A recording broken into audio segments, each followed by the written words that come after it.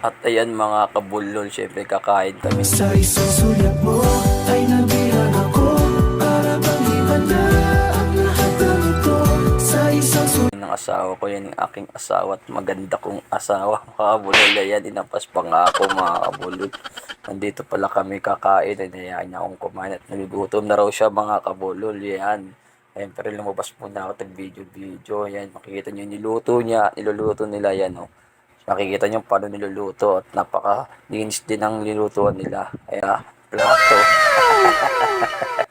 Kung gusto nyong kumain dyan mga kabulol, dito lang yan sa Barangay San Roque. Ayan, kung kabila papuntang Daang Bangko. Yan po mga kabulol, papuntang Bangko yan. Diyan po kami dadaan pa uwi. At syempre mga kabulol, ito, ayan, papogi pa ako. At nakawaway pa. Kamukha siguro ni Waway yan mga kabulol. Ayan, masarap kumain daw dito, sabi ng asawa ko. Siguro nakakain na siya rito. Ayan, habang nagbibideo ako at ito yung asawa ko at nag-iisip ko paano niya raw kakainin yun. Ayan mga kabulol. Ayan, nag-kiss pa nga ako. Piling pa pogi pa. At yan, nanginginga ako ng sabaw mga kabulol. At syempre, masarap yata itong sabaw na to. At yan, hinigit ko pa habang mainit. Yun, buti hindi ako napasok mga kabulol. Sarap at umukay pa ako dyan mga kabulol na sarap. At ito po mga kabulol yan.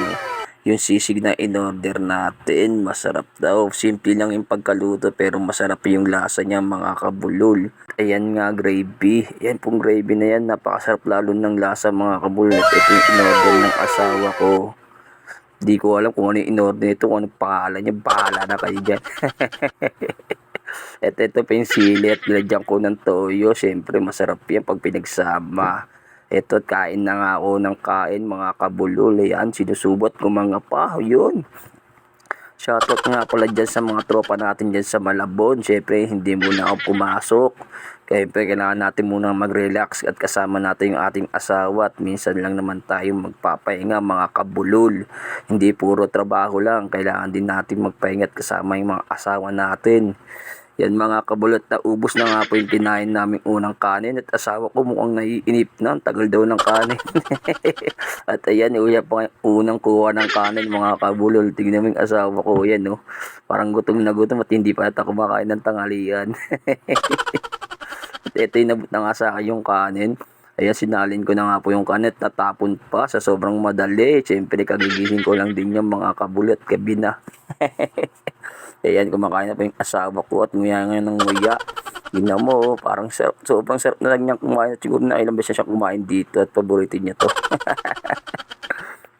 At ayun na po mga kabulol, ayan o, naubos na po namin yung kinain namin. At ayan po yung asawa ko at busog na po siya. Sabi niya daw, sarap daw kumain dito. Ayan, at pauwi na kami mga kabulol. Ayan, naglalakad lang po kami dahil wala po kaming motor.